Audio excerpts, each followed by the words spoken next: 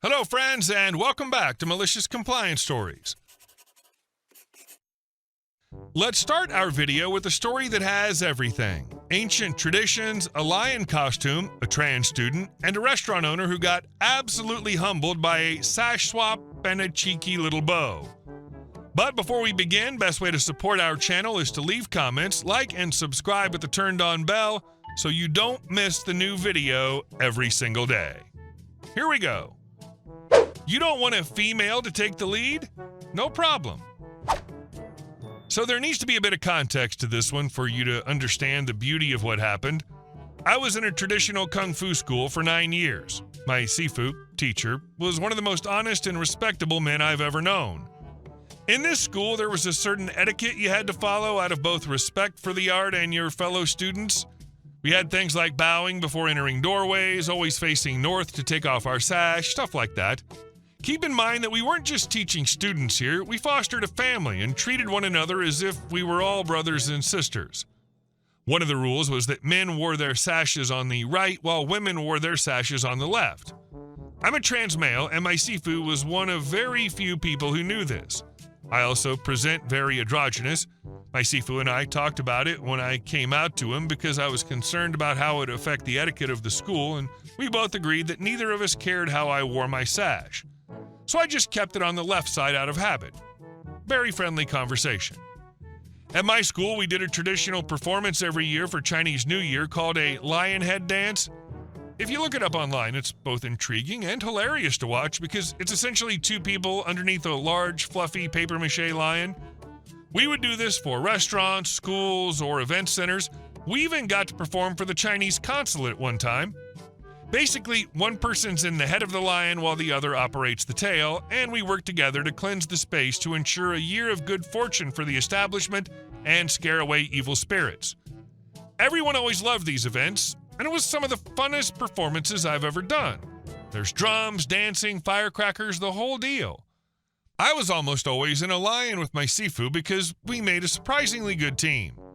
One year, we went to this little Chinese restaurant who hired us to do our normal thing. We get there, we set up, lay out the equipment, and begin stretching before the performance. This performance was one lion with me in the tail and my Sifu in the head. As we're talking and getting ready, suddenly the owner of the establishment walks over to my Sifu and I with the most disappointed look on his face. My Sifu asks if everything's all right, and this guy just started in on my Sifu through gritted teeth. He originally asked why I was standing there, and my Sifu, while confused, said that I was his tail for tonight. The owner said that this was highly disrespectful because a woman shouldn't be in the performance and should never be in the lion.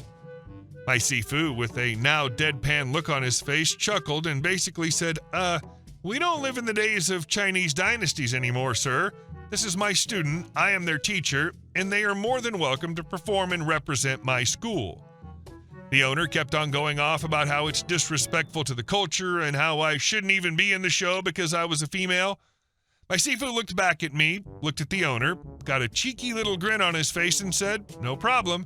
He turned to me, grabbed my sash, twisted it to my right side, bowed, and addressed me as Didi, meaning younger brother, before turning back to the owner. He had the most shocked and appalled look on his face, and it took me everything I had not to just bust up laughing. The owner huffed, told us to just do the show, and stormed off. And just as a little cherry on top of this interaction, I went to get into the tail and my Sifu stopped me, motioning for me to get into the head of the lion. So I got to lead the show that night, and the owner just had to sit back and deal with the fact that he didn't get his way by throwing a fit. The year after, we got hired by the same restaurant, and my Sifu, instead of rejecting it, made absolutely sure that the performance that night was all female students. The owner didn't say a word. And our second story. Karen tried to stop our emergency water repairs at midnight, ended up in handcuffs. About 8 years ago, I was on an on-call rotation for a water company, the kind of gig where if your phone rings at 11 p.m., it means someone's plumbing has gone full apocalypse. That night, one of the big ones, a main line feeding water to an entire housing estate burst, hundreds of homes facing dry taps by morning. So we grabbed the gear from the yard, checked the utility maps, and rolled out into the cold. By the time we were on site, setting up cones, barriers, and floodlights, it was close to midnight. I was about halfway through jackhammering a strip of asphalt, fingers nearly frozen solid, when she showed up. Karen. Bathrobe, fuzzy slippers, curlers in, storming across the street like a banshee in loungewear. I paused the jackhammer, pulled off my ear protection, and before I could even say evening, she launched, "Turn that bloody thing off right now. Do you know what time it is? I have Pilates at 6. I stayed calm and explained this was emergency work. If we didn't fix the pipe by sunrise, over 1,000 people wouldn't be able to flush, wash, or drink anything. The council, police, and water authority had all cleared the job. She wasn't interested. "This is my street, my neighborhood. You don't have permission to make this racket. My husband's a lawyer, and I'll have your entire crew fired." I resisted the urge to ask if her husband specialized in imaginary municipal law. Instead, I kept it professional, but she wasn't done. She stormed into our work zone and actually tried to twist the air valve on the compressor, nearly tripped over her own slippers in the process. When I warned her she was interfering with the public utility repair, she snapped, "Go ahead and call someone. I know the chief of police. I'll have you arrested for trespassing." That was my limit. I walked back to the van, dialed the non-emergency police line, and calmly let them know we had a very loud civilian threatening us and tampering with our equipment while we were legally performing emergency repairs. About 40 minutes later, a pair of squad car headlights appeared. The officers looked skeptical at first, probably wondering why we were tearing up asphalt at 1 a.m.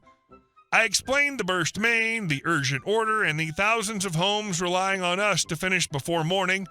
They got it. Then they went to talk to Karen, who'd retreated to the sidewalk and was glaring at us like we'd stolen her cat and parked it on her hydrangeas. That's when the real show started. She went full meltdown, arms waving, voice cracking, yelling about her rights, noise pollution, and how the neighborhood had gone downhill ever since the council started letting in contractors. One of the officers came back to me after a few minutes and quietly muttered, "She's a real piece of work. We're going to hang around in case she does something stupid." And wouldn't you know it, she did. I'd barely restarted work when the machine operator honked and pointed behind me. Karen was back, and this time she was holding a 2x4 like she was about to reenact a WWE match with the compressor. I stepped aside. The cops didn't. They intercepted her mid-charge and cuffed her on the spot. She screeched like we were burning her at the stake, screaming for someone to film it, claiming police brutality. I just stood there, dumbfounded, and then started laughing so hard I almost choked on my thermos coffee. She was arrested for disturbing the peace and interfering with public works. Bonus, her neighbor's security cam caught the whole thing, audio and all. That same neighbor came out about an hour later, handed us coffee, and said, "Mate, I've waited years to see someone finally deal with her." We finished the job by 5:30 a.m., just in time. As we packed up and pulled down the last of the barriers, the only noise left in the neighborhood was Karen's front door slamming hard enough to rattle her porch lights. She moved out a few months later. Word was she tried to take the whole thing to court and lost spectacularly. No one missed her. And our last story. How the HOA tried to arrest me and ended up losing its teeth. I'm on vacation. My favorite old work jacket, worn, warm, nothing flashy. Yesterday I had the perfect plan. Pick up my classic Dodge Charger from the shop, drive over to get my wife, Betty, she's pregnant, from her mom Maria's house. Betty had taken an Uber there in the morning and then takes everyone home. Maria lives in one of those perfect HOAs where the rules are read in a solemn tone and your guest license plates are logged more diligently than the police log stolen vehicles. But I didn't yet know just how much they loved uniforms and flashing lights. At the shop, I lingered. Its owner is an old-school car guy. He showed me two rare finds, one pulled from a warehouse auction, body in bad shape, but engine and accessories pristine. We had a glass of ice, no alcohol, I was driving, talked life and carburetors. You get the idea. But that's not the point. Inciting incident. Police on a golf cart. I drive into the HOA neighborhood. After about 5 minutes of rolling past perfectly identical lawns, a golf cart with a tiny flashing blue light pops out in front of me. The light bar was the size of an espresso cup. I honestly thought it was someone's prank. Two big guys climb out wearing police-style uniforms with fake badges that say HOA in tiny letters. They had the faces of people who think a collapsible baton is the ultimate source of authority. "Stop! Get out of the car," the first one commands. "Reason?" I ask through the open window. "Access check for the neighborhood," says the second. "Papers, now." I politely tell them, "Guys, I'm a guest heading to my mother-in-law's. I'll show my documents to real police, not the golf cart enthusiast club." That's when the first one snaps. He walks over and, as if by accident, snaps off my side mirror. Then, without blinking, he picks it up and kicks it under my car. "Look, your junker's falling apart on its own. Old scrap metal," he sneers. At that moment, another character arrives, the HOA president, over 60, stern, wearing a straw hat to keep from burning, a neon tennis shirt, short shorts, and the facial expression of a man who thinks he just personally stopped the drug trade. He gives me a passive-aggressive smile. "Young man, we're going to process you as a suspicious individual. Guests don't drive here without escort, and judging by that jacket in this rolling museum, you probably can't afford a lawyer, so cooperate." Spoiler, I didn't need a lawyer. Climax, when the real police arrived. The real cops were already on their way. The guards had called them earlier, but were stalling, playing at jurisdiction. A patrol car pulls up. The officers get out, look at the golf cart, the espresso-sized light, my charger, and the suspiciously self-detached mirror. I could read their faces. Oh, great, these HOA clowns again. "Officers," the mirror snapper starts, "this guy was rude, refused to show ID, acted suspicious. We think he might be a drug dealer. Look at the car. It's classic smuggler transport." The second one chimes in, "Could have hidden something under the vehicle." I take a deep breath, hands on the hood, calm voice. "All right, let's go in order. I just picked up my car from the shop, heading to my wife at her mom's. Here's the mirror under the car. I only stepped out now. Here's my call log from the shop, and most importantly, here's my badge."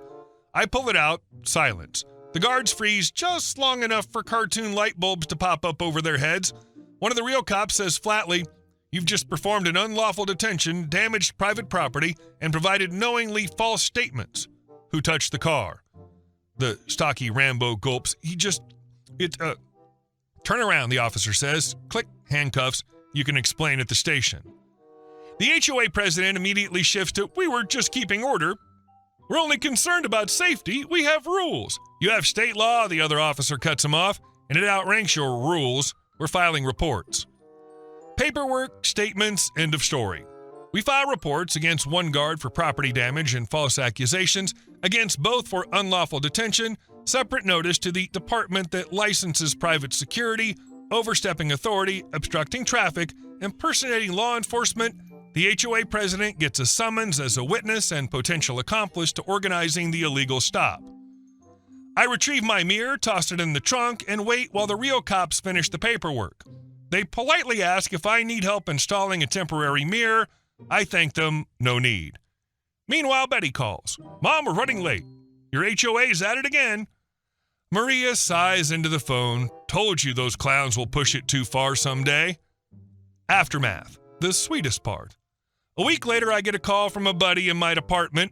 Both guards fired. The mirror snapper got a fine, probation, and 80 hours of community service. The HOA security company is under investigation, license suspended pending audit. The HOA president had to read a dry lawyer-written statement at a meeting about reviewing visitor interaction procedures and avoiding actions that could be interpreted as overstepping authority. And then the scene I'd pay to watch twice. Cold morning, I'm walking to the post office near Maria's. On the curb, bright orange community service vest. Who's sweeping our sidewalk? Yup, the former special agent on a golf cart. Broom, bucket, face as red as a beet. "Hey," I say, stopping. "Want me to bring the mirror? I can leave it by the trash so you remember how it fell off by itself." He mutters something unprintable through his teeth and keeps sweeping. I wish him a pleasant service to the community and walk on. Day made.